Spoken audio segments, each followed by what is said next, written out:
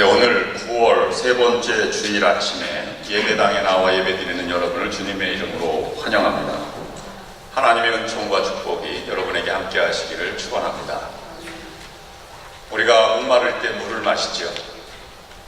그런데 물이 컵에 담겨있는 물이 약간 혼탁하거나 아니면 차갑지 않고 미지근하다고 이걸 물리는 경우가 있습니다. 그런 사람은 아직 갈증이 죽을 단계는 아닙니다. 죽음 앞에 이르러서 물이 한 컵이 있다면 그것이 뜨겁든 차갑든 더럽든 상관없이 생명의 보존을 위해서 그 컵을 마시게 되는 것입니다. 지독한 갈증이 생수의 가치와 의미와 맛을 알게 하는 것입니다. 오늘은 광야 7번째 시간으로 오아시스에 대해서 묵상을 합니다. 광야를 지나는 사람에게 가장 필요한 것은 물입니다. 오아시스입니다. 세계에서 가장 큰 사막으로 알려진 사하라 사막에서 물을 찾는 동영상을 잠시 보시고 말씀을 이어가겠습니다.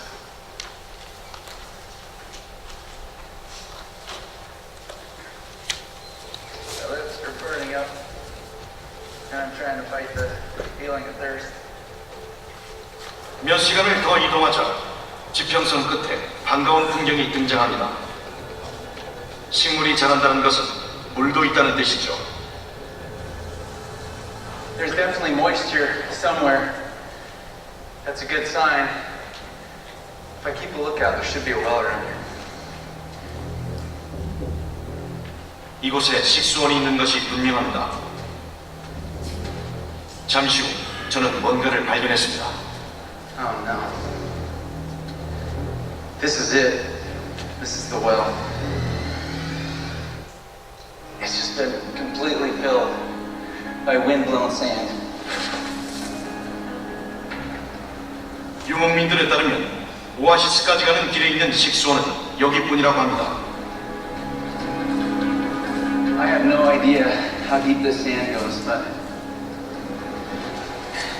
I have no other option but to try. I'll give it a shot.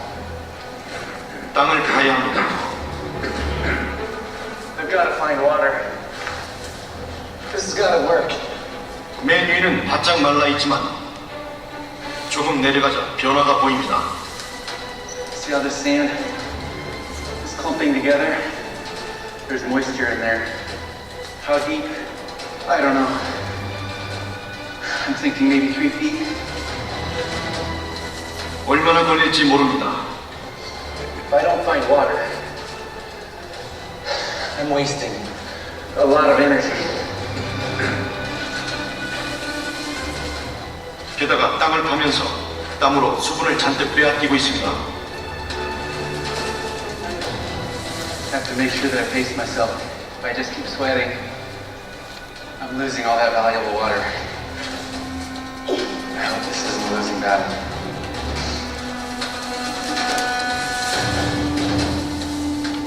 한 시간에 걸쳐 1m를 팠지만 물은 나오지 않습니다.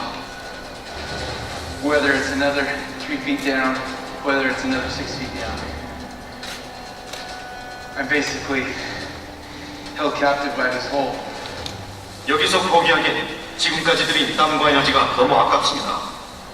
The ground's changing color. It was black. I feel like I'm getting close. It's getting a lot different now. 조금만 더 파면 됩니다. There's water. There's water.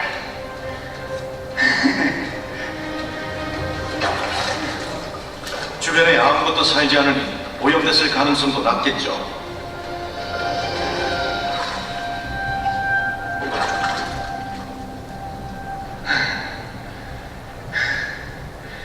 Oh my god. I'm so happy. 사막에 관한 약간의 지식과 많은 노력 덕분에 Oh my god. 물을 얻었습니다. Ah. Wish I could stay here. 맨 위더 와이드 내셔널 지오그래픽 채널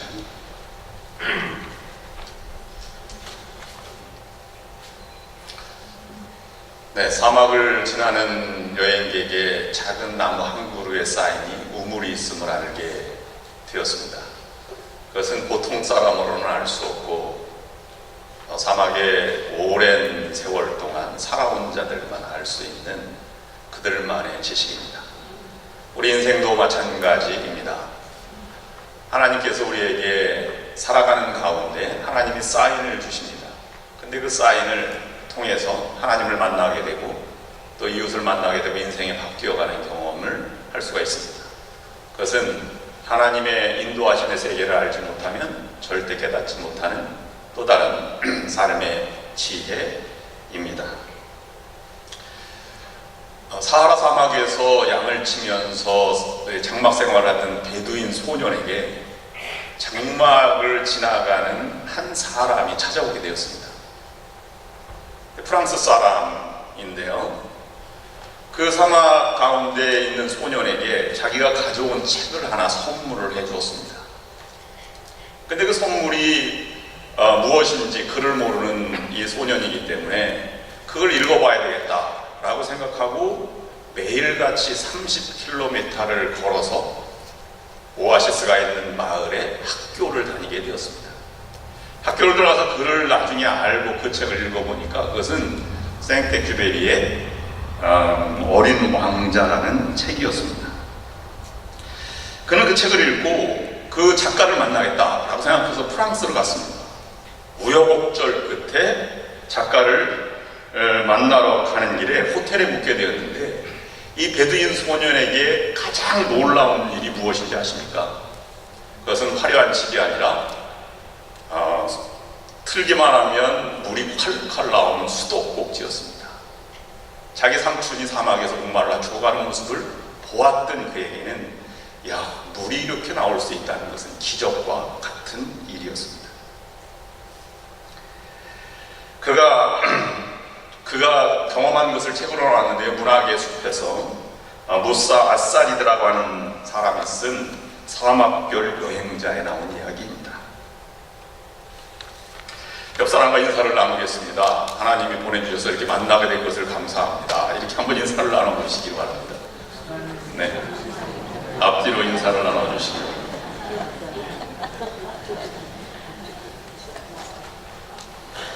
감사합니다. 이런 사인들이 모여서 하나님을 경험하게 되고 인생이 변화되는 그리고 풍성한 삶을 이어가는 우리들의 믿음의 여정이 될 수 있기를 바랍니다. 사막에는 반드시 오아시스가 존재합니다. 이스라엘 백성들이 광야를 나아가서 가나안 땅까지 들어가기까지 40년간을 헤매게 되었는데 성경에 기록되기를 매일같이 주는 것이 있었어요. 그것은 만나라고 하는 것과 그 다음에 하늘에서 떨어지는 메추라기였습니다.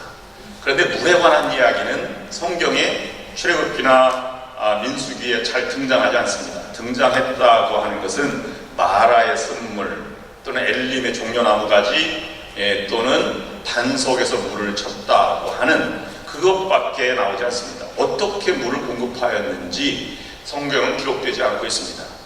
그런데 성서학자들은 이 시나이 반도에 있는 모든 오아시스의 개수가 450개 정도 되었다고 합니다. 이스라엘 백성들이 40년간 머무는 것은 광야에 있는 오아시스에서 오아시스로 이동하면서 지내게 되었다고 하는 것입니다. 사막이 아름다운 것은 어딘가에 오아시스가 감추어져 있기 때문입니다. 그래서 낙타 대상들도 사막을 통과할 수 있었던 것은 오아시스 때문입니다. 우리 인생에게도 영혼의 갈증을 풀어주는 오아시스가 세 가지 있습니다. 보혈의 피를 흘려주신 예수님, 그리고 그것을 몸된 교회로 만들어주신 교회, 그 다음에 날마다 생명의 양식을 공급해주는 주일 예배입니다. 하나님은 이런 주님의 은혜와 교회와 또는 예배를 통해서 우리에게 생명의 양식을 공급해 주시고 새로운 영혼의 소망을 일깨워주고 계신 것입니다. 다른 데에서 회복할 수 없는 생수를 맛보게 된 것입니다. 그러면 오늘 본문으로 돌아와서 영원히 목마르지 않는 생수를 주시는 분은 예수님이시다 하는 것을 묵상해 보아야 합니다. 요한복음 4장 5절 6절 말씀에 오늘 본문에서는 이렇게 기록하고 있습니다. 사마리아에 있는 수가라는 동네에 이르시니 야곱이 그 아들 요셉에게 준 땅이 가깝고 거기 또 야곱의 우물이 있더라. 예수께서 행로의 고나의 우물 곁에 그대로 앉으시니 때가 제60쯤 되었더라. 유서 깊은 동네 바로 수가입니다. 야곱이 라반의 외삼촌 라반의 집에서 다시 돌아와서 거하던 땅이 바로 수가성 근처에 있는 세겜 땅입니다. 야곱은 이곳에서 소원을 갚지 않고 머뭇거리다가 딸 디나가 세겜 사람들에게 강간을 당하는 것으로 말미암아 살인극이 벌어지고 다시 그가 소원했던 베델로 돌아가는 그 지경이 바로 도시가 바로 이것입니다. 축복의 산 그리심 산이 있고 저주의 산 에발산이 있는 것입니다. 야곱은 이곳에 우물을 파고 땅을 샀습니다. 그리고 요셉에게 주었고, 그리고 예수님은 그 야곱의 우물에 지금 걸터 앉아 계신 것입니다. 아마 옛 역사를 회상했을 것입니다. 그런데 우물 곁에 앉아 있는 이유는 목마름 때문입니다. 예수님도 목이 마르셨습니다. 중동 지방에는 시에스타라고 정오부터 2시까지 모든 상점과 모든 공공기관이 문을 닫고 오침을 하는 시간이 있는데, 그 시간 제6시 6시는 정오를 가르쳐 말하는 것입니다. 라헬과 리브가가 모세와 야곱을 만나러 우물가에서 만났는데요, 그것은 모두 저녁 때였습니다. 이 점심 시에스타에 나온 것은 특이한 현상이다, 그렇게 말을 합니다. 우리나라의 우물가처럼 저녁에 모여서 정보를 나누거나 서로 이야기하면서 담소를 나누면서 하루의 갈증과 또는 스트레스를 푸는 것도 바로 마찬가지입니다. 한비아 씨가 얘기한 것에 의하면 그 중동의 정오 때의 온도는 약 120도 정도 되었을 것이다, 50도 내외가 되었을 것이라고 말을 합니다. 그런데 예수님이 갈증을 느껴서 그곳에 계셨지만 더한 갈증은 한 여인에 대한 영혼의 구원에 대한 갈증이었음을 오늘 본문은 우리에게 전해주고 있는 것입니다. 물을 길러 나온 여인에게 이렇게 말씀합니다. 요한복음 4장 14절 마지막 절 말씀에는 이렇게 기록하겠습니다. 내가 주는 물을 마시는 자는 영원히 목마르지 아니하리니 내가 주는 물은 그 속에서 영생하도록 솟아나는 샘물이 될 것이다. 예루살렘 한복판을 다니시면서 장막절에 예수님은 7장 37절과 8절 말씀에 요한복음 7장 37절 38절 말씀에 이렇게 말씀하고 있습니다. 누구든지 목마르거든 내게로 와서 마셔라. 나를 믿는 자는 성경의 이름과 같이 그 배에서 생수강이 흘러나오리라. 이스라엘은 물이 귀하기 때문에 이 생수에 대한 비유가 많이 있습니다. 그런데 생수를 쉽게 마실 수 있는 것은 아니었습니다. 예레미야가 이스라엘 백성들에게 두 가지 죄악을 책망하였는데요. 예레미야 2장 13절 말씀에는 내 백성이 두 가지 악을 행하였더니 곧 그들이 생수에 근원되는 나를 버린 것과 스스로 웅덩이를 판 것인데 그것은 그물을 가두지 못할 터진 웅덩이들이니라. 구약에서도 예수님도 생수의 근원을 하나님, 주님이라고 말씀하고 있고, 그 다음에 물을 귀하게 여기는 것을 오늘 볼 수가 있는 것입니다. 그런데 영적인 교훈을 생각해 보면 영혼의 목마름을 가지고 계신 주님이 우리를 찾아오신다는 것입니다. 본문에서 여인에게 다가오는 만남의 순서를 보면 예수님이 먼저 야곱의 우물에 앉아 계셨습니다. 그리고 한 많고 어려움이 많은 여인 하나가 우물가로 찾아오는 장면을 우리에게 그려주고 있습니다. 이것은 우연히 여인이 예수를 만나는 것이 아니라 예수님은 필연적으로 이 여인을 만나러 그곳을 일부러 갔고 수가성을 들어갔고 우물가로 찾아가신 것입니다. 예수님은 우리에게도 이렇게 찾아오셨습니다. 우리를 만나기 위해 오셨고 이미 먼저 와서 우리를 기다리고 계신 분이 예수님입니다. 내가 예수님을 믿으려고 해서 믿는 것이 아닙니다. 주님을 만나고 싶다고 해서 주님을 만난 분이 어디 있겠습니까? 주님이 만나주셨기 때문에 우리는 예수님을 먼저 믿을 수 있게 된 것입니다. 다른 말로 말씀드리면 나의 노력과 의지로 주님을 만나게 된 것이 아니라고 하는 것입니다. 실패했고 소위 세상의 눈으로 볼 때 무너졌다고 하는 사람들이라 할지라도 주님은 먼저 기다리셔서 내가 하나님의 자녀다, 내가 구원의 복음을 들어야 하는 생수를 마셔야 하는 사람이다 라고 우리를 안아주시고 초청하고 기다리고 계신 것입니다. 이것이 바로 하나님의 사랑이요 예수 그리스도의 십자가의 사랑인 것입니다. 지금 이미 우리 곁에 와 계십니다. 우리가 작고 연약한 모습으로 실패와 낙심으로 주저앉아 있을지라도 하나님의 눈으로 볼 때는 여전히 사랑스러운 자녀요 예수님과 맞바꿀 만큼 존귀한 존재라, 귀한 존재라고 하는 것입니다. 여러분과 제가 바로 그 사람입니다. 그런데 우리는 자꾸 낙심하고 포기하고 절망에 빠지려고 합니다. 사실 죽음을 생각하기도 하고 모든 것을 좌절 포기하고 싶고 이렇게 할 때가 있습니다. 그것은 주님을 만나지 못하고 있기 때문입니다. 영혼의 갈증 때문에 우리가 그것을 알지 못할 뿐 먼저 기다리신 주님을 만나게 될 때 우리는 그것을 극복할 수 있게 되는 것입니다. 여러분, 방금 전에 얼마 전에 세계 마라톤 신기록이 깨졌습니다. 예전보다 78초를 앞당긴 케냐의 킵초게라고 하는 사람이 베를린 마라톤에서 2시간 1분 39초로 우승을 하였습니다. 조만간 2시간대 안도 깨질 것이다 이렇게 생각해 보기도 합니다. 춘천 마라톤 풀코스에 도전했던 김호규 씨의 이야기입니다. 마치 예수님께서 우리들을 향한 마음과 같은 마음을 묵상해 보려고 이 말씀을 드리는 것입니다. 그가 달리기를 시작했는데 달린 유일한 이유는 그가 난치병을 6년째 앓고 있는 딸 때문이었습니다. 딸에게 그래도 희망이라고 하는 걸 주자, 다시 일어설 수 있다는 것을 줘야 되겠다라고 시작했습니다. 마라톤에 입문하고 2달 만에 20km를 완주하였고 그 다음에 4개월 만에 풀코스 도전에 나섰습니다. 42.19. 그때 상황을 말하기를 30km 지나갈 때 허리 아래가 완전히 없어진 느낌이었다고 고백하였습니다. 38km 지점에선 다리가 쥐가 나도록 쥐가 나 도로 위에 대굴대굴 굴렀다고 했습니다.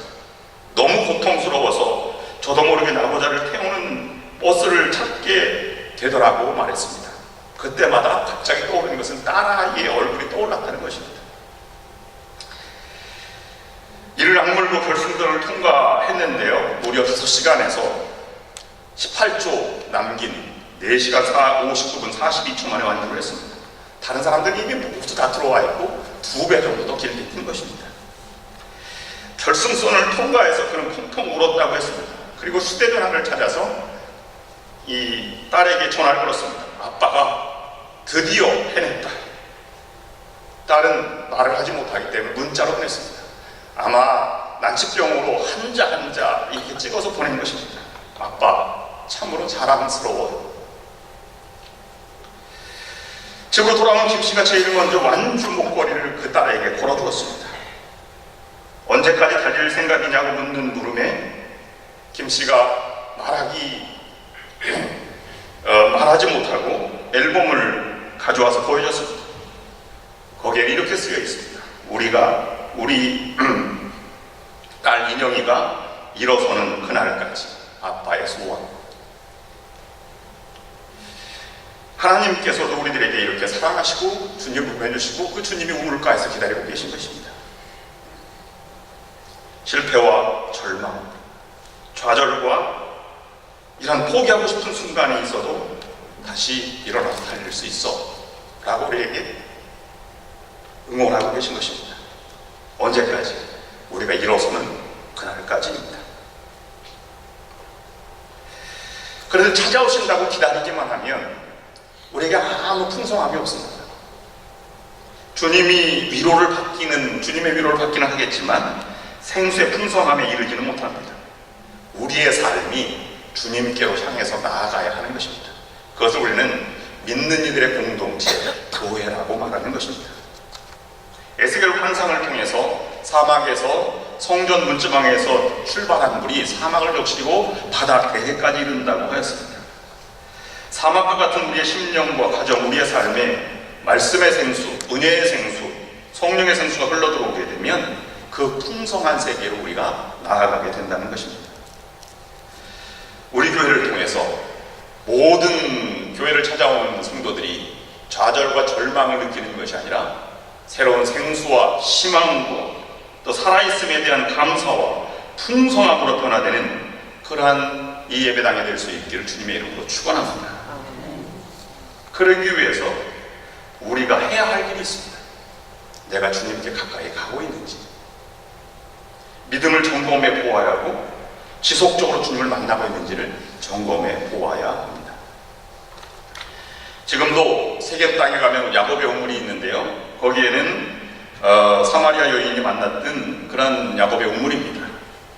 그런데 그 우물에는 기념교회가 세워져 있는데 그 철문을 안으로 들어가야 그 야곱의 우물을 만나고 그 물을 마실 수 있습니다. 야곱의 우물에서 생수를 마시려면 교회 안으로 들어가야 한다는 상징성을 가르쳐 말하고 있는 것입니다. 우리나라에서도 최초의 교회들, 영락교회라든지 아니면 승동교회라든지 아니면 세문안교회는 우물이 있었어요. 옛날 사진에 보면 선교사들이 먼저 우물을 만들어 놓고 동네 사람들에게 공동 우물로 만든 것이죠. 그 표현을 이사야서 12장 3절 말씀에는 이렇게 기록하고 있습니다. 그러므로 너희가 기쁨으로 구원의 우물을 들여서 물을 기르리로다. 선교사들이 선교지에 가서 제일 먼저 하는 것은 우물 파기이지요. 그래서 그곳에 교회를 세우고 우물을 파고 이렇게 같이 이룹니다. 만약에 정기적으로 만나야 할 이 주님을 우리 만나지 못한다면 우리는 가까이 함이 아닙니다. 사람 사이에서도 매주 만나고 매일 만나는 사람이 할 말이 더 많고 정도 깊은 것이죠. 주일은 시간의 오아시스라고 말할 수 있을 것입니다. 주일날 교회 와서 예수님을 통해 생수의 말씀의 생수, 은혜, 성령의 생수를 마시고 새 힘을 얻게 됩니다. 그리고 다시 광야와 같은 세상으로 돌아가 또 한 주간의 삶을 보내게 됩니다. 그래서 쓰러지지 않고 다음 한 주일 동안을 또 보낼 수 있는 것입니다. 그런데 주일을 지키지 않는 사람들이 있습니다.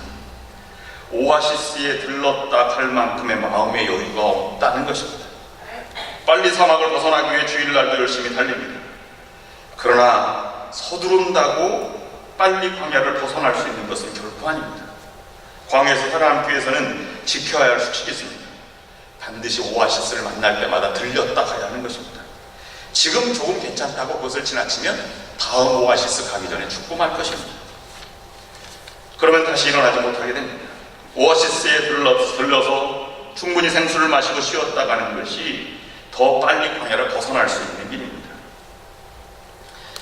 광야를 지나는 사람들에게 최종 목적지는 각자 다를지라도 다음 목적지는 누구나 다 똑같다고 합니다. 누구나 다음 오아시스를 향해서 걸어가고 있는 것입니다. 머릿속에는 한 가지 생각밖에 없습니다. 빨리 다음 오아시스로 가야지 하는 생각입니다. 그들이 오아시스를 만날 때마다, 다가올 때마다 야, 나무들이 보인다, 가슴이 벌렁벌렁이고 얼마나 기쁘고 얼마나 감격적이겠습니까? 힘이 솟습니다. 발걸음이 가벼워요. 우리가 만약에 주님이 오아시스라면, 교회가 오아시스라면 주일이 다가오는 것이 가슴 벅차고 기쁘고 감격스러워야 되지 않겠습니까? 아이들이 소풍 가는 날 기다리듯이 그렇게 주일을 기다리는 자에게 하나님 은혜를 부어주실 것입니다. 마지막 세 번째 묵상하는 것은 오아시스는 반드시 들렸다라는 곳이다 라는 것입니다. 사막에는 길이 없는 것 같지만 길이 있습니다. 지도를 보면 사막의 길은 직선으로 나와 있지 않습니다. 구불탕 한 곳으로 연결되어 있는데 모두가 다 오아시스로 연결된 길입니다. 왜 지름길로 가지 않고 돌아가도록 했을까요? 물을 마시고 가도록 인도한 것입니다. 어딜 가든 오아시스를 들렀다 가야만 무사히 빠져나갈 수 있는 것입니다. 서둘러서도 안 됩니다. 더 빨리 목적지에 도달하겠다고 마음을 조급하게 먹어서도 안 됩니다. 하나님도 이스라엘 백성들을 가나안 땅으로 데리고 가실 때 광야를 지나면서 오아시스에서 충분히 쉬게 하셨습니다. 오늘 우리는 인생의 광야를 지나고 있는 중입니다. 광야를 건너는 일에만 몰두하다가 오아시스를 건너뛰면 안 됩니다. 광야는 계속될 것입니다.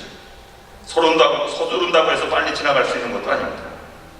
오아시스를 더 많이 들리면 들릴수록, 오아시스에 더 오래 머무르면 머무를수록 더 빨리 광야를 벗어날 수 있게 되는 것입니다.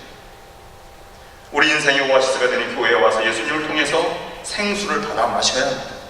그래야 쓰러지지 않고 우리 앞에 놓인 인생의 광야를 무사히 통과할 수 있을 것입니다. 여러분, 오아시스에 왔다면 내가 가지고 있는 여행의 과정을 다시 한번 점검해 보아야 합니다. 고난이 있고 인생의 갈증을 가지고 있다면 그만큼의 생수의 맛을 더 잘 알게 될 것입니다. 이스라엘 민족이 홍해를 건너서 광야로 들어간 지 3일째 도착한 지형의 이름을 마라라고 하였습니다. 그 다음에 그 옆에 바로 붙어 있는 것이 엘림입니다. 그런데 마라의 쓴물을 기록하는 출애굽기 15장에 있는 말씀은 굉장히 길게 이렇게 정해져 기록되어 있는 반면에 생수가 종려나무가지 70그루가 있는 엘림의 오아시스에 대해서는 단 한 줄만 기록되고 있습니다. 왜 그랬을까요? 고난의 과정을 묵상하면서 그들의 믿음을 점검해 본 것입니다. 그 다음에 풍성한 엘림에 이르렀다고 하는 것을 점검해 본 것입니다. 우리는 순간순간 길게 보면 광야 같은 것을 벗어나 천국을 향해, 가나안을 향해, 약속의 땅을 향해 가는 것이지만 작게는 우리의 목표인 가나안, 작은 가나안이 있습니다. 그러나 순간순간 우리는 마라를 만나기도 하고 엘림을 만나기도 합니다. 그러나 마라에 만났을 때, 인생의 고난과 절망이 있을 때 우리는 더 신앙을 점검해보고 엘림을 향해서 순간순간 나아가는 것이 필요한 것입니다. 마지막 동영상으로 말씀을 마치겠는데요, 이것은 한국의 만나교회가 선교순례를 하면서 광야의 길을 가는 과정 가운데 오늘 본문이 연결되어 있는 이 마라의 쓴물과 엘림에 대해서 묵상한 5분짜리 영상을 보시면서 말씀을 마지막으로 정리하겠습니다.